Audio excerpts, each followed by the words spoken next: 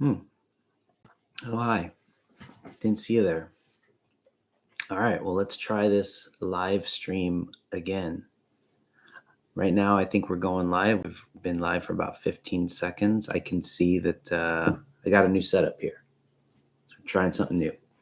So we got a couple things happening that I fixed the last time. One, last time I did it,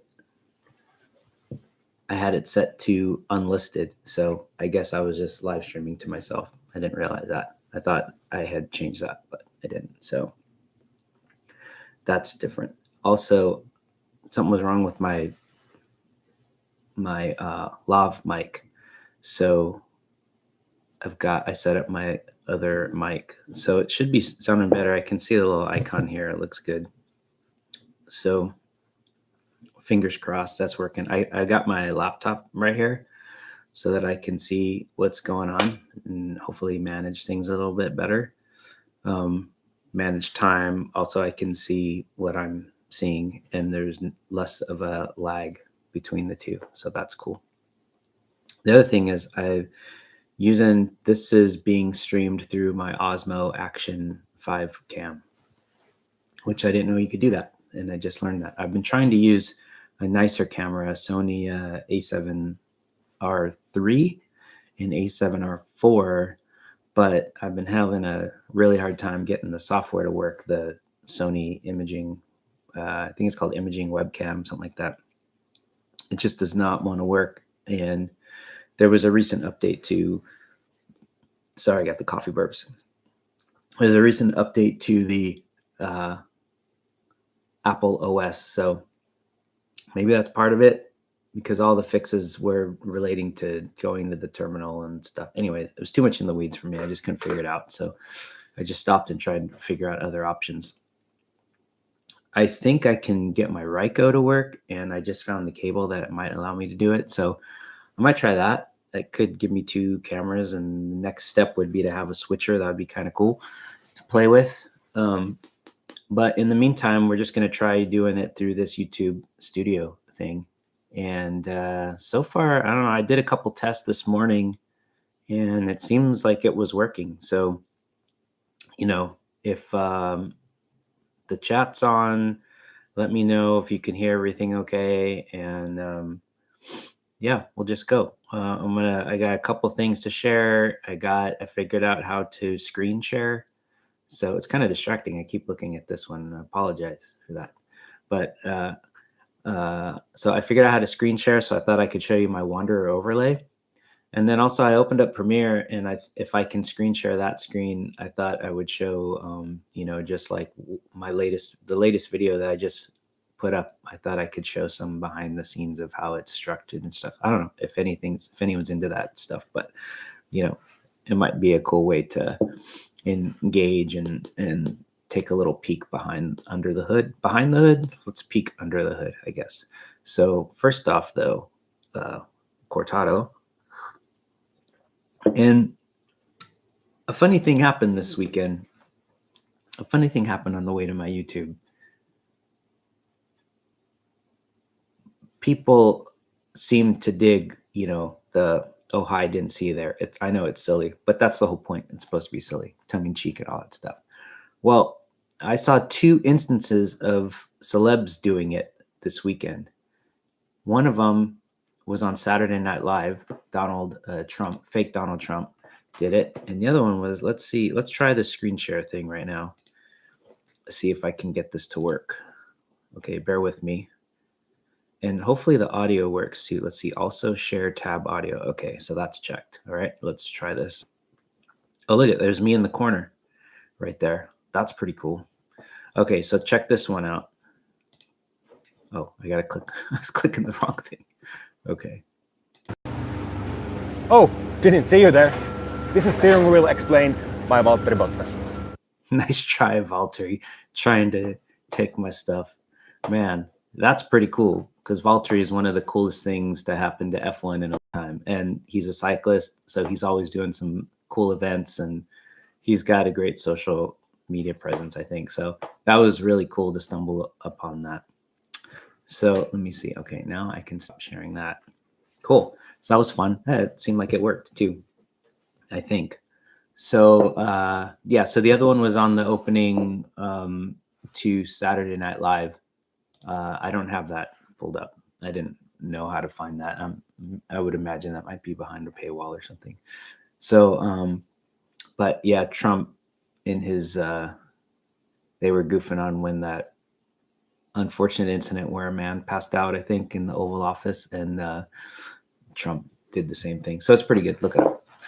All right. So let's see what other things are going on. Oh, this is a cool thing. So I've reached some point where I got contacted to do a review for the YouTubes. So I'm not going to say what this is yet. I still need to do an unboxing. So that's why it's still in the box. But it's definitely something that I was interested in, and something that is definitely like, I think, designed to make your life less complicated. But the way that I ride bikes and stuff, I'm not really sure how I would integrate it. So it almost seems like there is a little bit of complication to me to use it. So I don't know, maybe that's good. So I have to shoot a video, and I want to shoot the unboxing of it first. So that's why I haven't pulled it out of the box. It just came the other day, and I'm still figuring out how to like fit that in this week on how to shoot it and edit it and all that stuff. Oh, cool. Thanks. So Rich, all okay here. Looks like it sounds good. 10%. Yeah, less complicated. I don't know. I can't decide yet. We'll see. I think in general, people will see these things. They seem to be popular right now. So I don't want to say exactly what it is yet. So, but bear with me. I'll try to get it out soon. The other thing I had that was cool, I just thought this was a cool thing. So Sabrina and I, we're in the process of moving and downsizing, et cetera.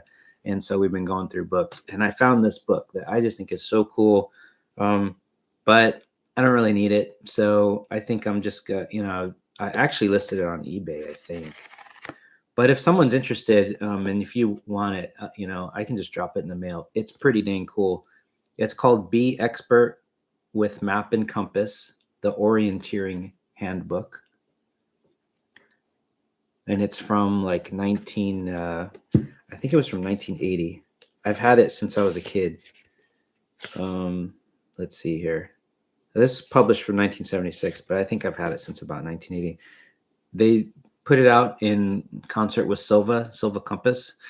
So it's basically like all this information on, how to read maps, topo lines, how to create your own protractor out of paper.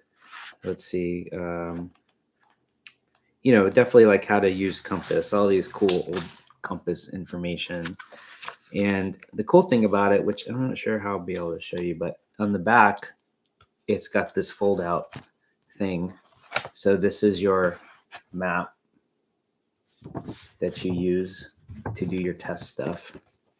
And then this is a little folder here.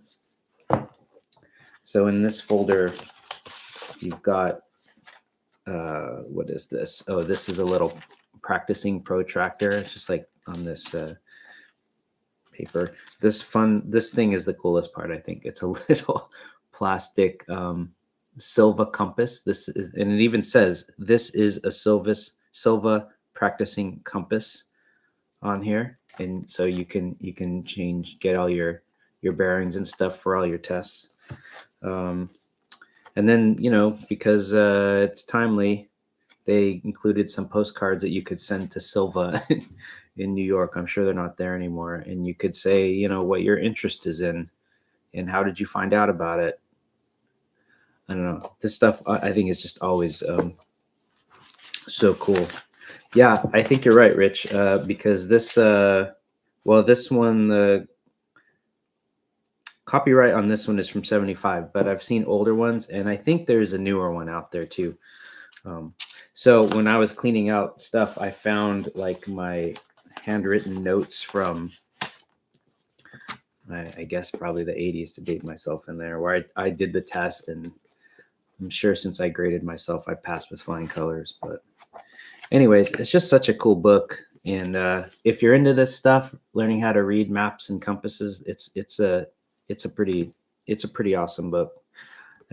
But if anyone is interested in it, I mean, I don't want to just take it to donation. I mean, that's fine with me. But if I know someone that wants it, let me know and reach out to me somehow, and I can get it to you. I'd rather just go to someone that could really dig it. I think that would be cool. All right, so let's see. Let's pull up my Wanderer, and we can look at it. Okay. All right. There's that little talking Vato in the corner there. That's pretty cool. This works. It'd be cooler if there was like just because I'm a television guy, like I wish there was a smaller box around my head, takes up less screen, and also blocks out all the clutter. There's a lot of clutter because I'm selling stuff. This table, let's see, right? I'm backwards. So this table over here, this little card table is set up, and the light that's right up here is set up for stuff to be photographed and go on eBay and sold. Sewing machines behind me, and then sewing material. And of course you can see the Silva waxer is way up there. And I've got a Ruthworks bag up there for a future project that I'm working on. Okay, so anyways, Wanderer. So here is my area, Los Angeles. And if I zoom in here, so I live in San Gabriel Valley. And so if I turn on, let's see, how do I get San Gabriel Valley, the whole thing? Usually it just kind of, oh, maybe it's a drop down. Here we go. Okay, so for San Gabriel Valley, 100% of it covered already. That's more than I thought. So big. This pink outline here is the San Gabriel Valley. And I grew up out here in Covina, actually on the street, because there's a brevet that goes out. There's a brevet that starts in Pasadena out here, or permanent. I think we've run it as a brevet. I think just a permanent, maybe.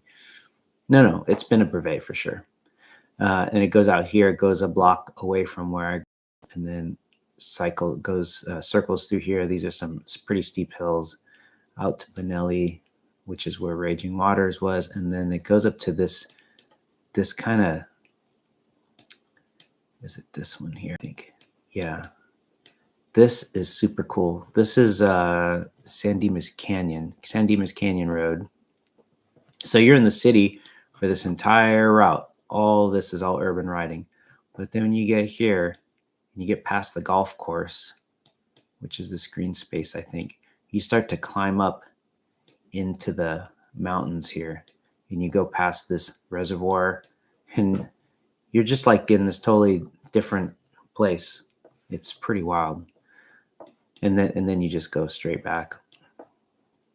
It's kind of a slog to get back, but okay. So anyways, so I am over here in Alhambra, and this is what I've been working on.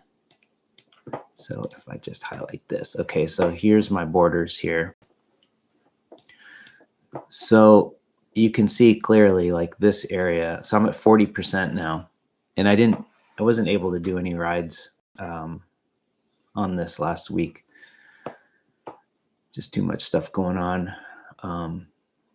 So I've got nearly this entire, I mean, it looks like it's almost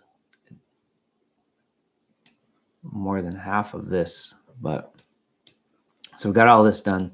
So my next step is to go down here, and I'm going to try to break them off as grids. Probably like friend Aaron had said, and I think other people too had the good idea to like go farthest away and start working your way back. So I'll go out this way. This is Garvey. So this is on the other side of the freeway. The main freeway is right here. Wander does a weird job of showing a freeway. Like you can't connect any of these streets. There's just a few here. and it doesn't really give you a good sense of what's going on here. But what it looks like, and I haven't been down here, is if I come down here and work on this and try to knock this out, it looks like there's an overcrossing here that I might be able to use, because these look like spiral ramps to get up over the freeway. And then I can get over here and knock this stuff out, with Fremont being my border, because I've ridden this already. So that I might try to do that this week if I can, and or start up here. This is where I was saying in my other failed video, is that Alhambra at the top, it's almost kind of a wedge up here, or it's a little bit more narrow. So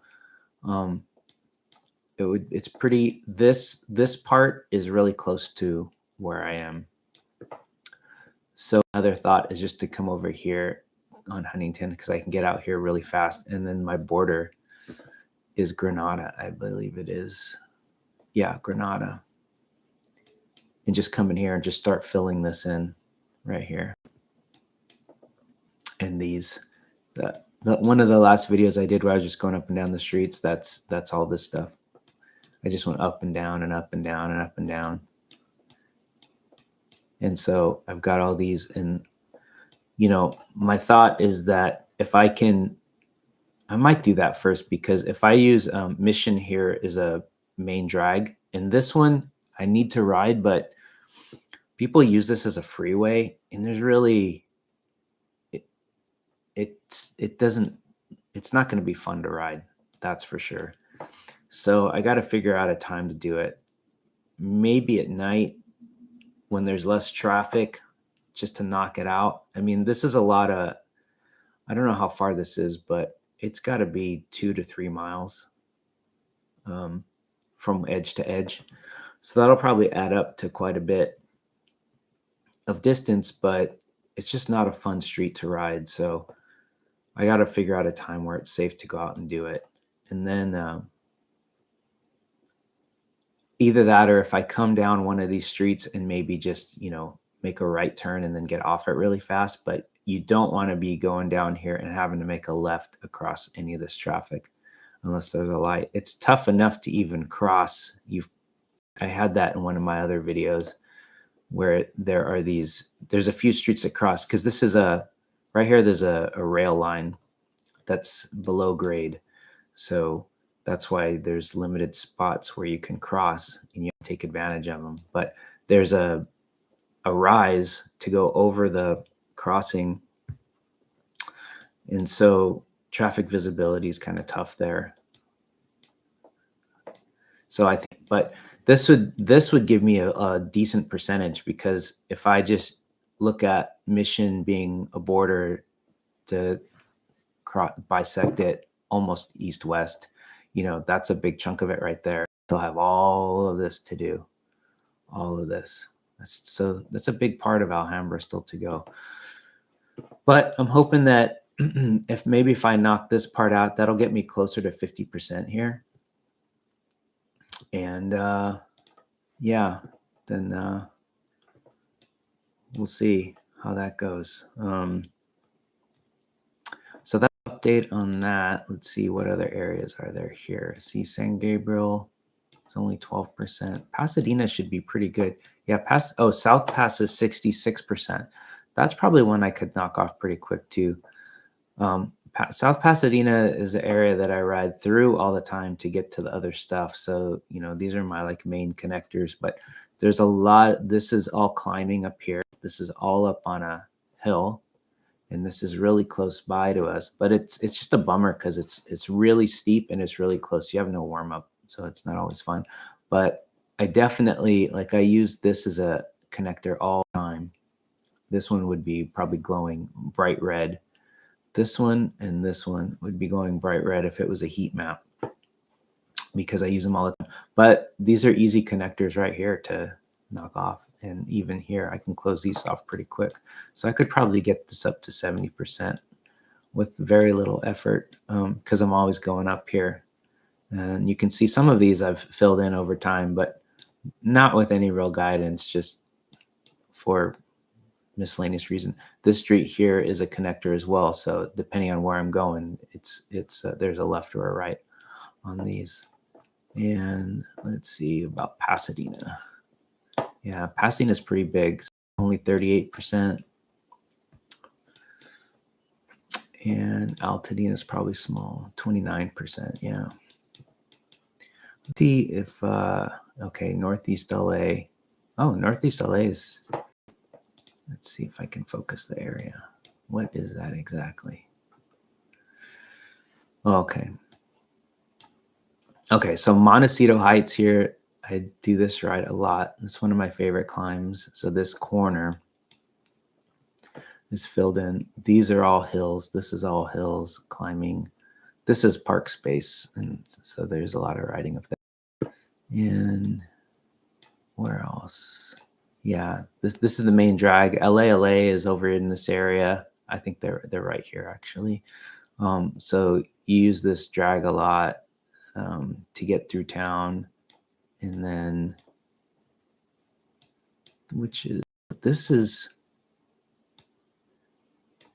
this was pretty cool. I think it's this one, Avenue 66. I'm kind of turned around here. Let's see here. Church Street. No, that's not it, I don't think. Oh, it's this one, this area. What's this right here? Oh, this is part of Pasadena. Okay, yeah, this one. This is cool. There's this is really steep up here. These streets are all built up on a hill, but some streets are on the ridge and some are down in the, what would you call that? It's not really the valley, but it's just the depression. And then the next street's up on a ridge. So you just go up and down and up and down. And so there's all these hidden stairs that run through here. They basically go from here all the way across like this, boom. And then they drop down and they go to Fig. So originally people would take the stairs from up this area down to the mass transit that's running on Colorado or Fig.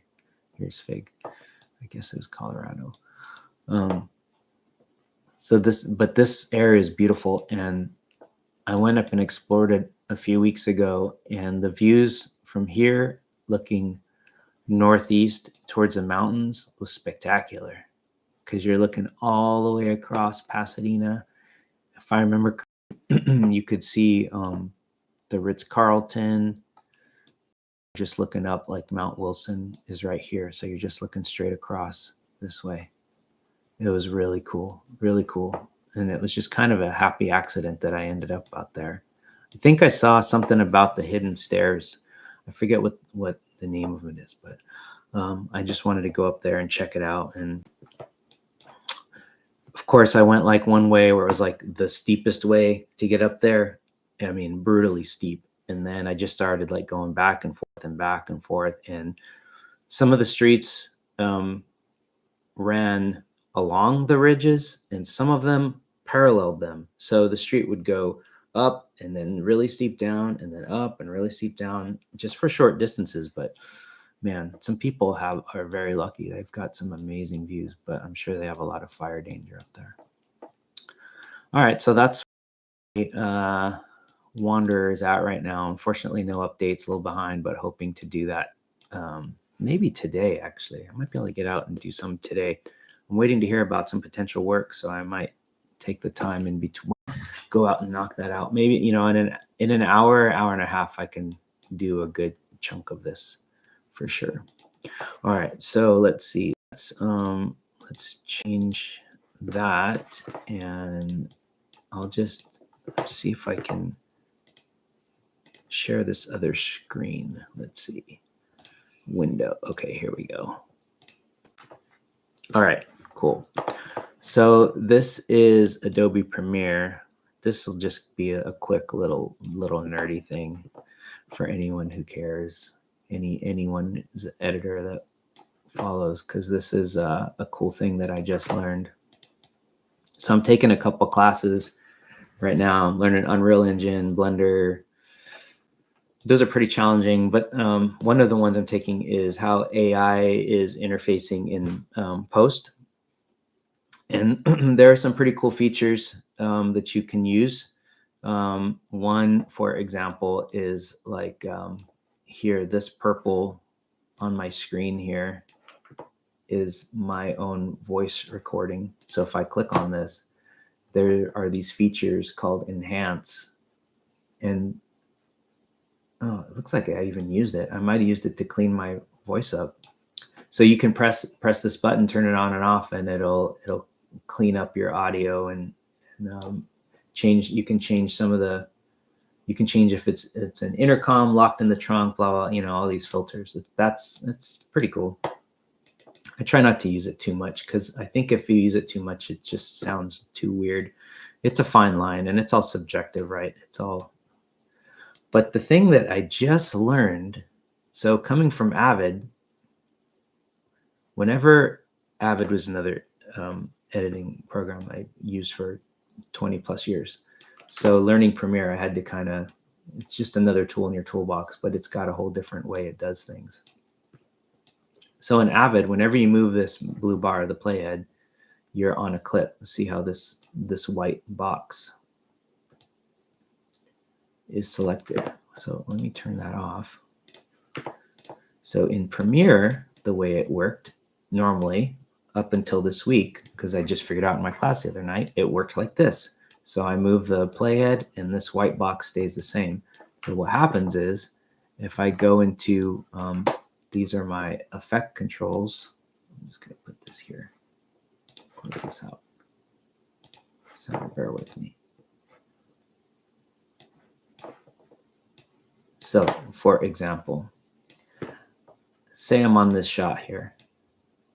And I'm like, yeah, that shot's cool, but it needs to be bigger, right? Because it's highlighted, that affects it. So if I undo that. But what happens is, okay, say I'm looking around, I'm like, okay, now this shot needs to be bigger. And then just at a natural workflow in the way this worked in the Avid, basically, is I would just open up, I would just drag the slider again and make it bigger. Look at, nothing happened. And that's because it did it to this one. So then you could do that a couple times before you realize like, uh-oh, something is not, what did I do? I don't know what I did. I got to undo and try to fix what I did. So I just learned about this thing. So if you're an Avid editor, or if you've ever played with Avid before, this is a game changer for me.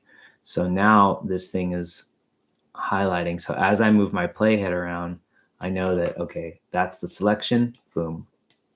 Okay, now I'm here. That's the selection, boom. And now I know that it's adjusting the exact thing I want. Now I'm going to undo both of those because I don't want to do that. I just set it back to 0.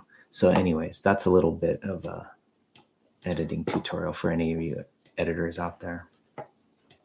For me, it's been helpful. And you just find it by going to Sequence menu, Selection follows Playhead. Toggle it on and off because sometimes you want it on, sometimes you don't.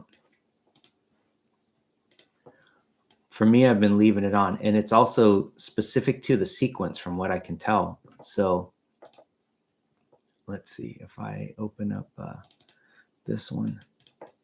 Yeah, see, it's not on here. Oh no. Oh, it's following the track is what it is. So it is on. Yeah, so you can turn it on and off. That's interesting. I might have just learned something myself here. So if I have these tracks all turned on, this is real nerdy stuff, huh? This is probably 25% more complicated at least. Yeah, I guess it does. So if I uncheck the video, then it should default to audio. So this could be helpful because this happens when you're doing a mix as well. So if I want to lower the volume or raise the volume of this one, then I have my mixer tool here. See, it just lowered that. And if I undo that, it'll come back because I have my waveforms on.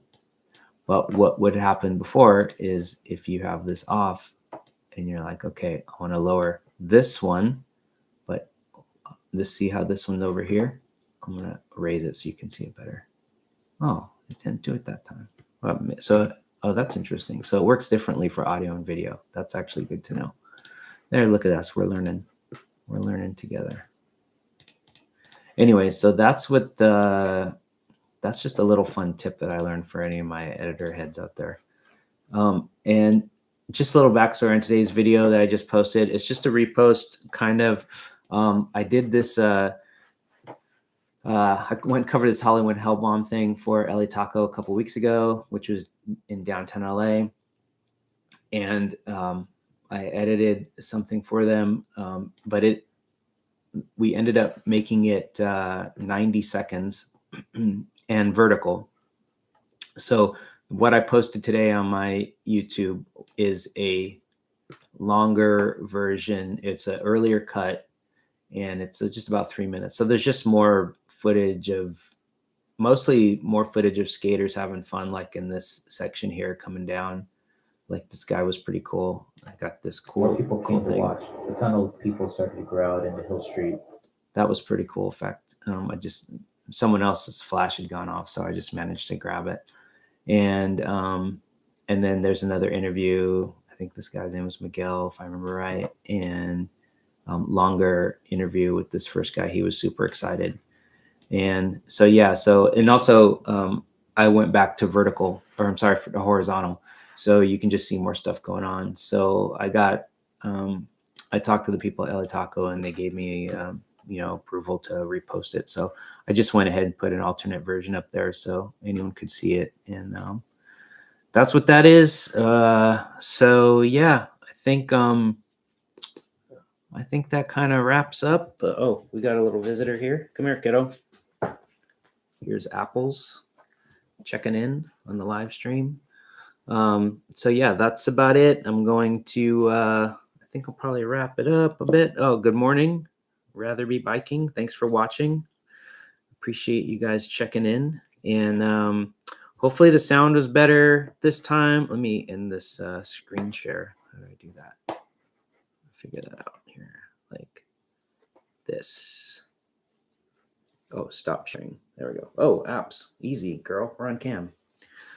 Apples is a toy Australian Shepherd, and she will stick her tongue in your mouth if you hesitate for a second, no matter where it's been. So you've always got to be on guard with her. So, yeah. So, yeah, thanks for watching. Like, subscribe, all that stuff. If you guys like these things, I'll try to do some more. Maybe I'll do another update. I can do, more videos about riding the Wanderer stuff, and then maybe a live stream to show the map overlay, because that's kind of cool to see the numbers change. And if you have any questions, drop them in the chat or leave a comment on there. All that stuff. Like, subscribe, hype, all that stuff. Check out the membership. You get videos a day early, and really appreciate stuff. Just helps me get more coffee. And it's just about time for number 2. So anyways, thanks y'all for watching. And, I don't know, I appreciate any feedback. Seriously, it means a lot. So thanks again, and we'll catch you on the next one. Later.